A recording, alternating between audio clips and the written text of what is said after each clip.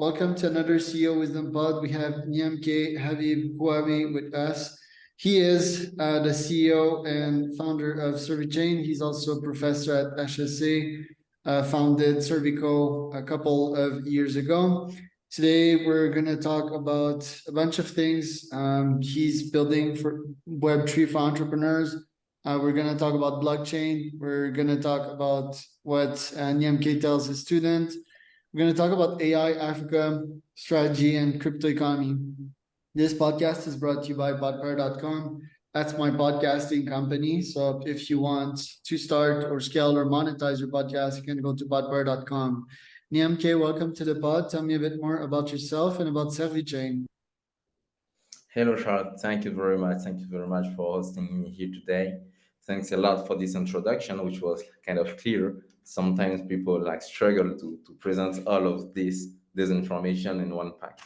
So as you just said, I'm niamkey and I'm entrepreneur, adjunct professor, and I'm passionate about the blockchain technology. I was originally born in Ivory Coast, which is a little beautiful country in West Africa. And from that, I had the chance to travel around the world and finish my studies between Europe and the US. And I had some professional experience on the energy industry, the luxury industry in Africa, in Europe, but also in the banking sector. And from my last experience in the banking sector, I co-founded in 2017 officially a company called Servico. And Servico aim was to provide to people the necessary tools and also skills to serve other people. So we started by building a platform where young people could go and do some jobs and make some money there. And from that, we've noticed that there were an issue. There were an issue where when people were working and getting the money, sometimes the money was taking too long because there were 2 days of banking, two banking days before they received the money. Some of them couldn't receive properly the money because they didn't have a proper bank account for it, or they didn't have a credit card. And in addition of that, when we were working with people abroad, it was so complicated to have a proper transaction system, which was kind of transparent and secure. This is how we came with the point Orphe, with my Cervical co-founder, came with that and said, oh guys, there's a technology that we call the blockchain technology that is really cool, and people are building crypto stuff on it. So as many people who went on that for the crypto thing because it was cool and we could see lines everywhere, money everywhere, and we were okay guys, this technology can also fix issues by removing intermediaries, by giving quick access to financial services to people. Why don't we use the blockchain technology to fix the issues that we had from our first company? And this is how I came here in Luxembourg to build Servy Chain. And currently, I am here sitting at the Loft, the Luxembourg House of Financial Technology, which is a great partner from from where we work and where we have established our company's headquarters. What kind of problems can blockchain solve? Because it seems that it's still in the early phase of the potential of the technology, and right now it seems that crypto has not fully caught on. It's up and downs. We can't really compare it I don't know, the smartphone or AI in that regards, because the adoption of these two technologies is just super widespread. And AI, there's a bunch of people against it there, but they're basically idiots because they use AI on a daily basis. They just don't know it. So crypto, it seems that there's been a bunch of cowboys as well that have been using it to generate vast amounts of money and take more than they give back. But there's huge potential, and yeah, banks are pretty old. They're pretty slow. So what is the precise use of blockchain that we're seeing nowadays, and what do you foresee for the future? Oh, that's a nice point. When we speak about blockchain, sometimes people think immediately about crypto. And when you think about crypto, people don't always think about blockchain, which is the underlying technology. And you touched a point which is very important, is when most of the time people come to the market to try to take as much as possible without giving to the community. The blockchain technology has several applications. It can be applied for supply chain management. This is one of the most important. For banking clearings, for transactions without intermediary, to save data, to decentralize the savings of data, like IPFS, for example. So we have many use cases, but one of the applications that people know the most is the cryptocurrency applications, which came for the first time with Bitcoin.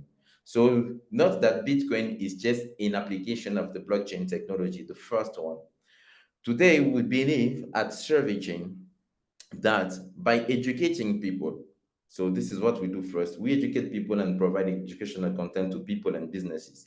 So by educating people, we will teach them what are the benefits of the blockchain to improve their lives. And in addition of educating them, we are building the Cory's wallet, which is just an app currently in the beta version. And Cory's is like building on a kind of middleware that is promising a wallet in less than 5 minutes to anyone in the world.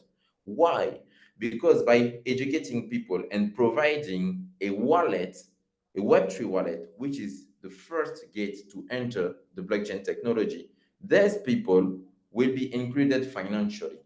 Because today we have people who have access to financial services, and some who don't have access to financial services, and some others who are in the middle.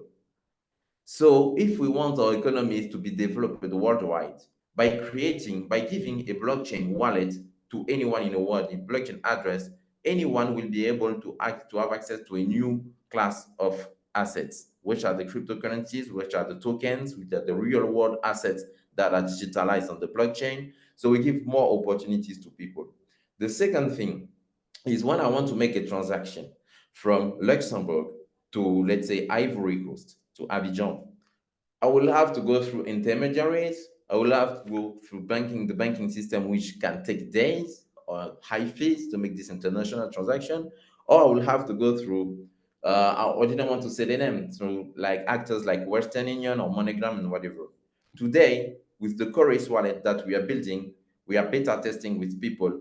This wallet is able to send in tokens like few cents to thousands of euros in few seconds to anyone there in Ivory Coast by using different blockchain networks. We have several blockchain networks on this app that can make you even send 10,000 euros, 100,000 euros, or 1 cent just for few cents as fees. So today, this is one of the benefits we can bring today. We are connecting all the dots worldwide thanks to this technology. We have roughly 1.7 billion people in the world who are struggling to have access to financial services. So by giving them a wallet, we give them access to blockchain, we give them access to financial services without intermediaries, we give them access to DeFi also, decentralized finance. So people in the world who are struggling to have access to savings, for example, now can have access to savings in few clicks, thanks to the blockchain technology, and in few minutes, thanks to the Cory's app. Right. So who are your ideal clients and how do you get in touch with them? We have two kinds of people that we are going after and that comes to us. The first kinds, the first people are the one looking for education. And we target them here from Europe, and we're trying to go from Luxembourg to go worldwide for the educational part. We can get them through conferences, we get them through like some kind of network word to mouth, because now since 2017 we have been so since 2017 is the first company. 2019 we've been building a community around blockchain and crypto assets. So by educating people, we have more people. The one who wants to know more and discover more about the technology came to us, ask for content to us, so we make some builds for that. And also, we have some clients that we teach how this technology works and how they can go on the crypto market, for example. This is how we get clients. On the second hand, on the app that we are building, our clients looking for education will need a wallet, because the wallet is the first condition to get access to the blockchain technology. So from that part, we get them on the wallet. So we get people on the wallet from the educational part, but we get people on the wallet also thanks to our marketing team managed by Olabisi and Samuel, who are mainly in Nigeria currently. We get them from the social media work that they're doing. So we have the people from the educational part, we have the clients from the conferences and the advertisement, and we have the wallet users from the social network that we are working on currently. Yeah. Right. And okay, tell me how you manage your time as a professor between your startups. What does your day-to-day look like? Wow, it's I like this question because it's not only technically focused on the technique of the market, it's about myself and the management. So my job. Currently we are targeting most of the time. We are, as I said, on the educational part, we are targeting people who are eager to like discover more about the technology and the benefits. And on the app, the other side on the app, we want the people who are not really included financially yet, and the people who want like to have access to this technology as easy as possible. So most of my time, I spend time with my team or our targets.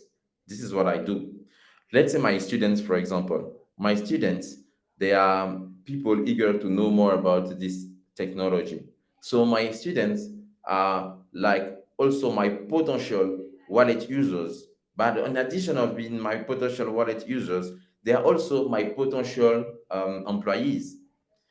Like now, for example, I'm taking some of my students for internships.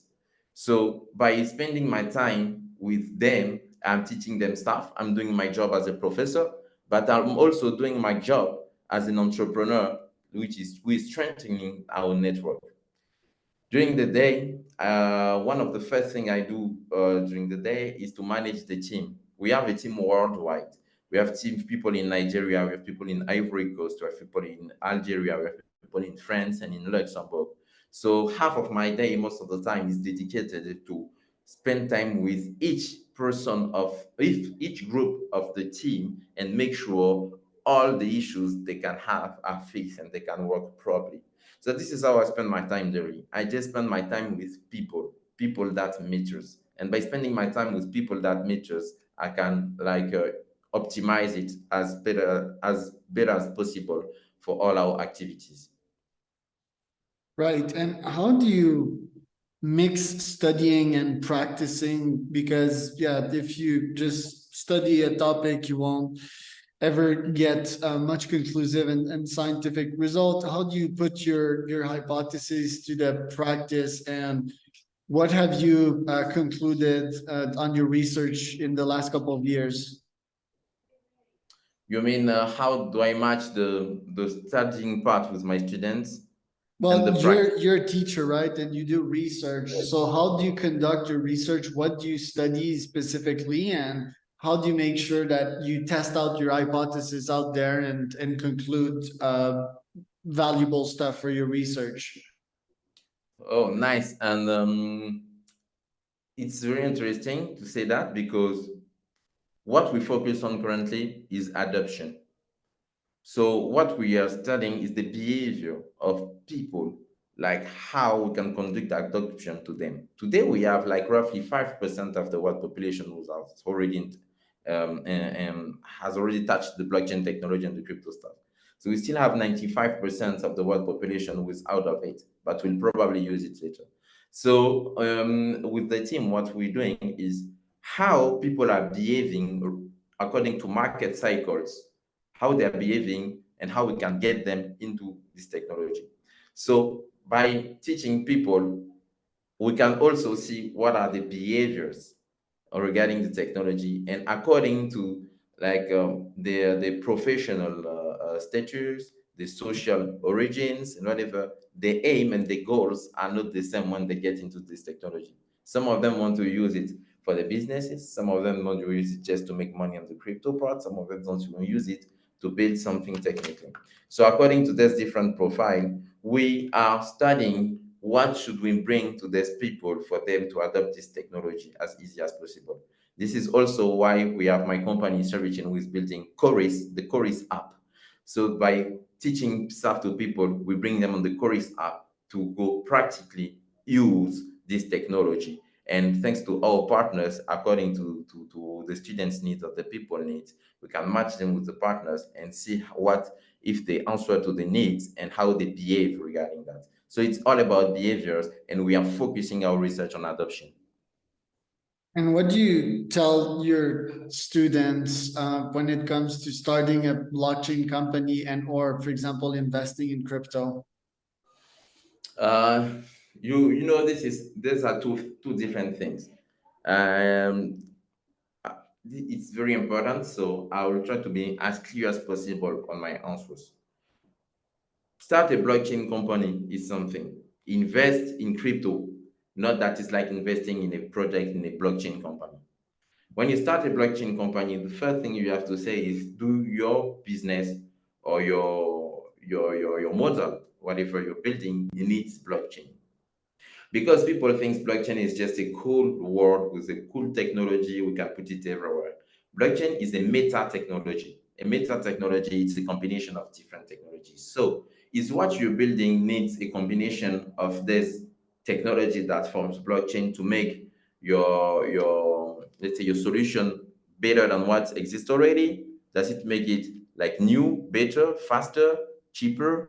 This is the first question you have to ask yourself, because build a business and just add blockchain on it even can be a waste of time and money for you if your business don't really need that.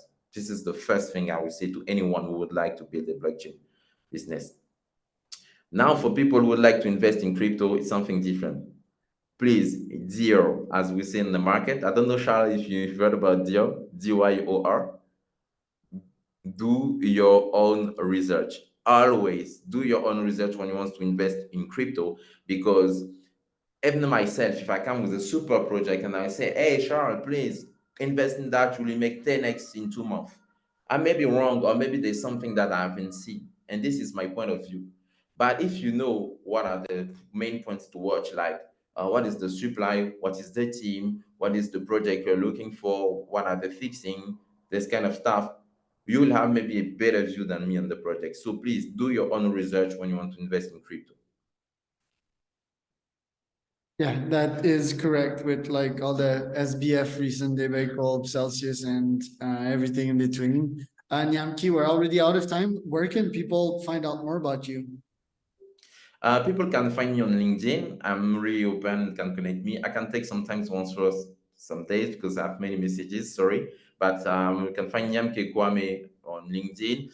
And on our website, we have the coryswallet.com website. We have the servychain.io website. But after LinkedIn, you can also reach us on Twitter, on the Cory's Wallet Twitter, where we are very reactive and the team always answers. I'm Charles Cormier for another Founder Wisdom Podcast.com with niamkey.